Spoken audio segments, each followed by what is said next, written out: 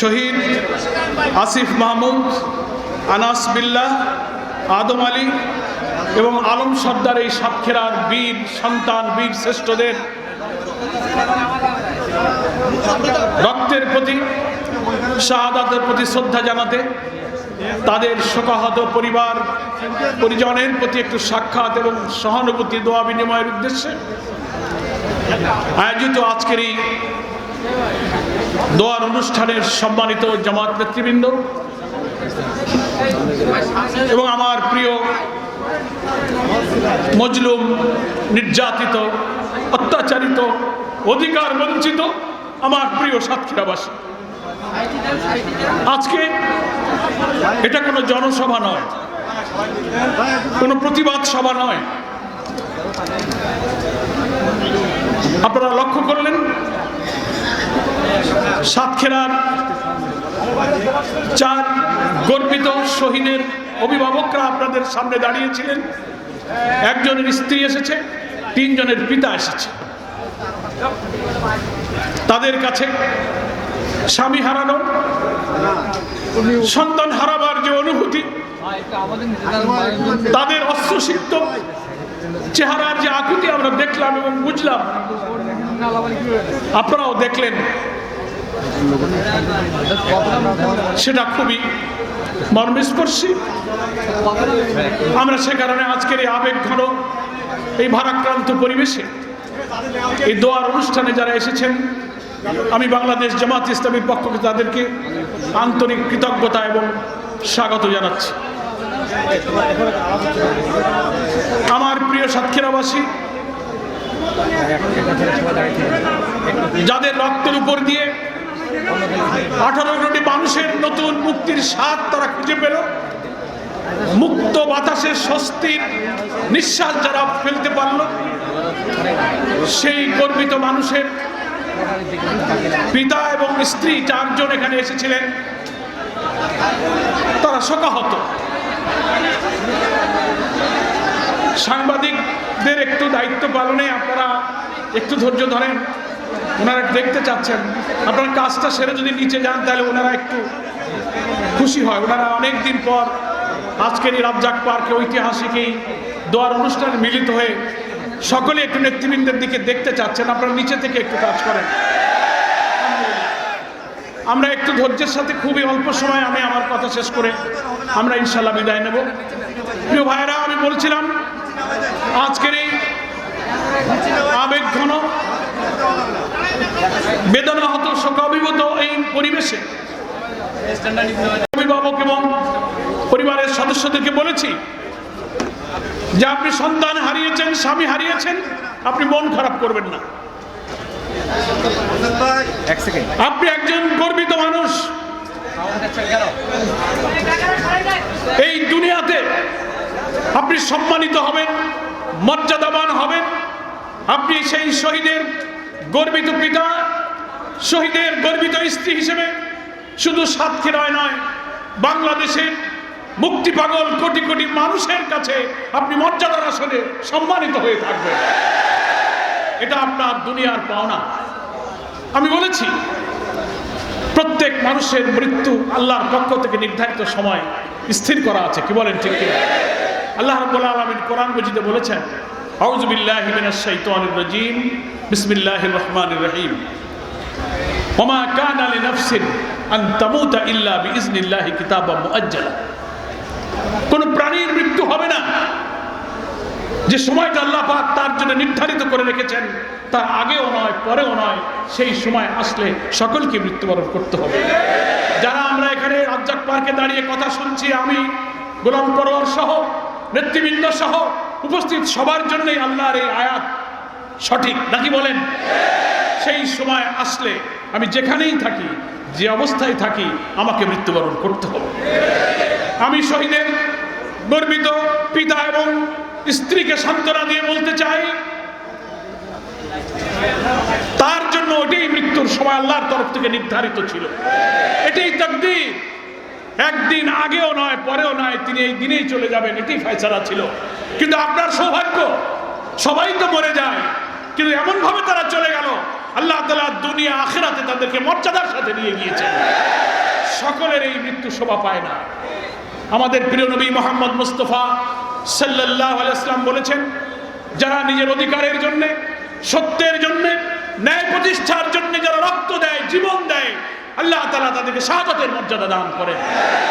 রাসূল সাল্লাল্লাহু আলাইহি ওয়াসাল্লাম শহীদের যে 7টি পুরস্কারের কথা বলেছেন, তার একটি পুরস্কার হলো শহীদের শরীর থেকে তার রক্ত জমিনে পড়ার আগেই আল্লাহ তার গুনাহকে মাফ করে দেন। শহীদের পিতা এবং স্ত্রীকে বলবো, নিশ্চয়ই নিশ্চয়ই আমাদের হৃদয় বলছে, আপনি যাদেরকে হারিয়েছেন তার রক্ত জমিনে পড়ার আগে, যেহেতু তারা নিজের জন্য যায়নি, কোনো স্বার্থের জন্য যায়নি, দেশ, মানুষ, জাতি, অধিকার এবং ন্যায়ের জন্য লড়াই করেছে, অন্যায়ভাবে জীবন দেওয়া হয়েছে, নিশ্চয়ই নিশ্চয়ই আল্লাহর কাছে তারা শাহাদাতের মর্যাদা পাবে। এই সান্ত্বনা আমাদের কোনো বক্তব্য। স্লোগান দেবেন না, স্লোগান দেবেন না, আমাকে একটু কথা শেষ করতে দেন। এই ছেলে স্লোগান দিও না, ওকে থামান। আমার একটা অনুরোধ রাখেন, আমার বক্তব্যের মাঝখানে স্লোগান দেওয়ার দরকার নেই, ঠিক আছে? এটা একটা শোক এবং দোয়া। এই 4 জন শহীদের পিতা এবং স্ত্রীকে আমাদের মনের কোনো কথা, কোনো বক্তব্য তাদের হৃদয়কে প্রশান্ত করবে না। ওনার নিজের হৃদয়, নিজের মনকে নিজেকেই বুঝ দিয়ে মাইন্ডসেট করতে হবে যে না, আমি যাকে হারিয়েছি এই গুলিতে, এই নির্যাতনে না মরলে এই দিনেই তার মৃত্যু ছিল, সে মরেই যেত। কিন্তু এমন ভাবে আল্লাহ তাআলা দুনিয়ায় তাকে পাঠিয়েছিলেন, যার বান্দা তিনি তাকে তুলে নিয়ে গেছেন, মর্যাদার সাথে নিয়ে গেছেন। আপনি সম্মানিত, আপনি গর্বিত, এটাই আপনার মনকে প্রশান্ত দেবে, এটাই আপনার মনের প্রশান্তি। ফলে আখিরাতে তিনি সম্মানিত হলেন, দুনিয়াও তিনি সম্মানিত হলেন। কিভাবে?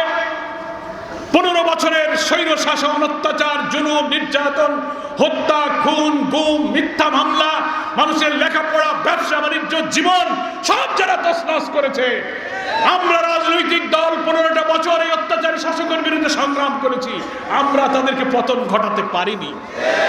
আমরা বলতাম এই স্বৈর শাসকের কিভাবে বিদায় হবে, আমরা কি একটু দেখে যেতে পারবো না?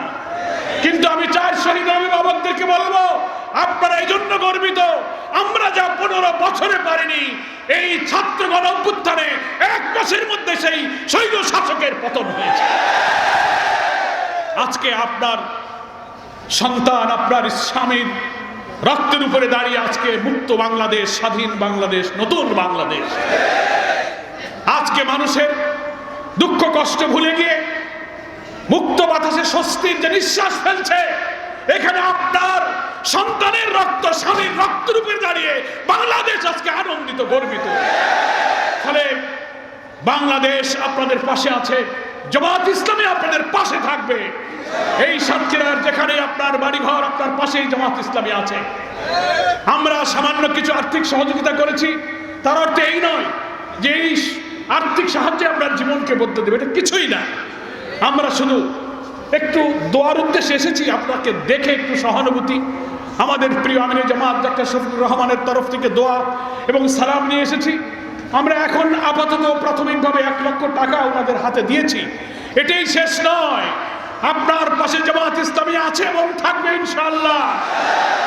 আপনার সন্তান, স্বামী বেঁচে থাকলে আপনার সংসার যেভাবে চলতো বলে আপনি এখন বেদনা অনুভব করবেন, আমরা আমাদের রব প্রতিপালকের কাছে দোয়া করি, তারা শুধু চলে গেছে, ওই শূন্যতা আমরা পূরণ করতে পারবো না, কিন্তু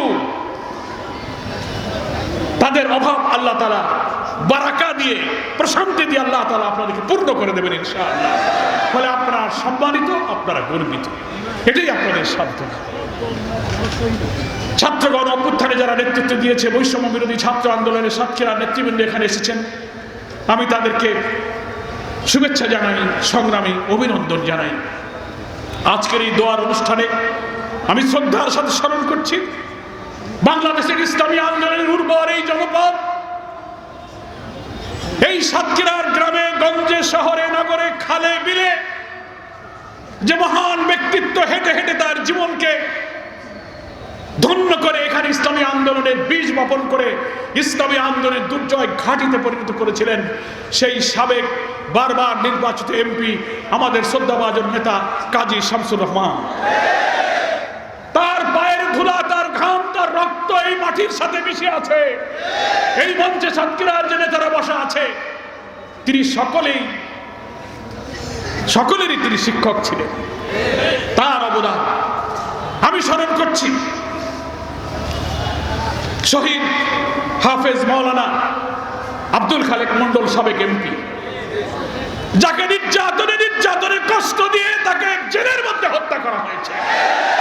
বৃদ্ধ বয়সে তিনি কারাগারে পবিত্র কোরআনকে হিফজ করে মুখস্থ করেছেন।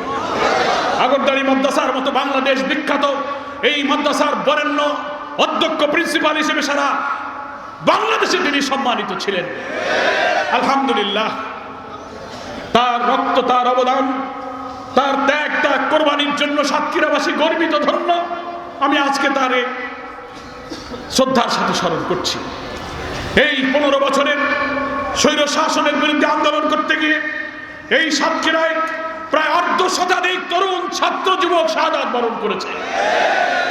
এখানে আহত হয়েছে প্রায় 150 মানুষ, যাদের চোখ তুলে নিয়েছে, পঙ্গু হয়েছে, হাত কাটতে হয়েছে, পা কাটতে হয়েছে, গুলিবিদ্ধ হয়েছে। 150 মানুষ তারা পঙ্গু হয়েছে।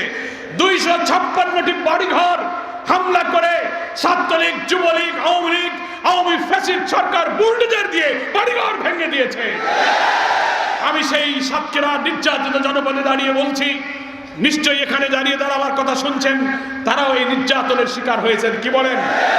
হাজার হাজার মিথ্যা মামলায় কারাগারে আপনাদেরকে বন্দী করে রাখা হয়েছে। বাড়ি ঘরে নিজের বিবি বাচ্চা সন্তানের কাছে থাকতে পারে নাই, পালিয়ে পালিয়ে জীবন, ব্যবসা বাণিজ্য, ছাত্রদের লেখাপড়া তছনছ হয়ে গেছে।